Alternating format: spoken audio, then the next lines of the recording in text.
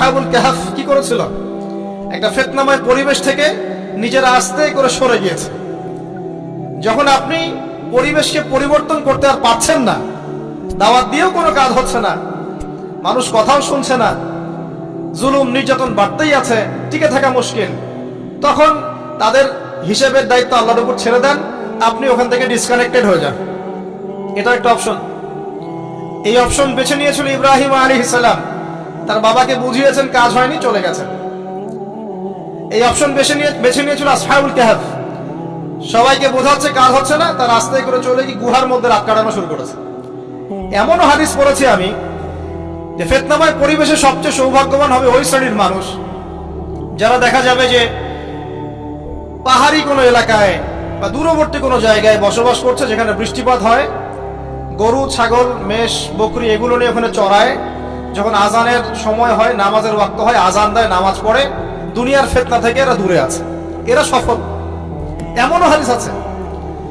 হয়তো আপনার কাছে মনে হচ্ছে না এখন ওই যুগ আসে নাই, কিন্তু আমি আপনাকে বলে দেই যে কোরআন এবং সুন্নাহর চোখ দিয়ে যদি আপনি দেখতে শেখেন এবং বর্তমান বিশ্বের প্রেক্ষাপটটা অ্যানালাইসিস করার যোগ্যতা আপনি অর্জন করেন কোরআন সুন্নাহর চোখ দিয়ে, আপনি বুঝতে পারবেন সেই সময় অনেক আগেই চলে এসেছিল।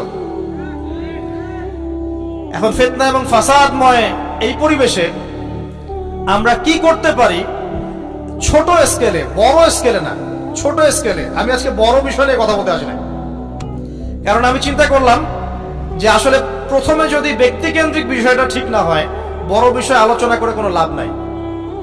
আগে ব্যক্তি যদি ঠিক না হয়, বড় বিষয় আলোচনা করে আসলে কোনো লাভ নাই। আপনারা বুঝবেনও না, মাথার উপর দিয়ে চলে যাবে। এখন গ্লোবাল অ্যাফেয়ার্স নিয়ে কথা বলে খুব একটা ফায়দা নাই আপনাদের। এখন ইকোনমিক পুরো এই সুদভিত্তিক সিস্টেম আপনি চেঞ্জ করতে পারবেন না, এবং পুরো যে তাগুতি ব্যবস্থা আপনি চেঞ্জ করতে পারবেন না। আপনি কি করতে পারবেন?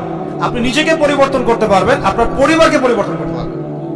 এতটুকু আপনার পক্ষে এখন পর্যন্ত সহজ, ঠিক না? ঠিক কথা। এটা আপনি এখন করতে পারবেন। এটার ফর্মুলা কি?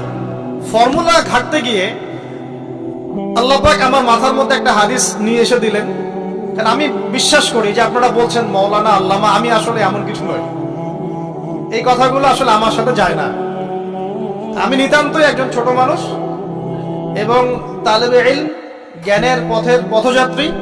আর আমি তালেবে ইলম হয়ে থাকতে চাই। আমি মুফতি হই, আমি মুহাদ্দিস, মুফাসসির বা এই যে শব্দগুলো আপনারা বলছেন, এমন কিছুই নয়। আসলে কিয়ামতের মাঠে আমি জান্নাতে যেতে পারবো কিনা আমি নিজেই জানি না।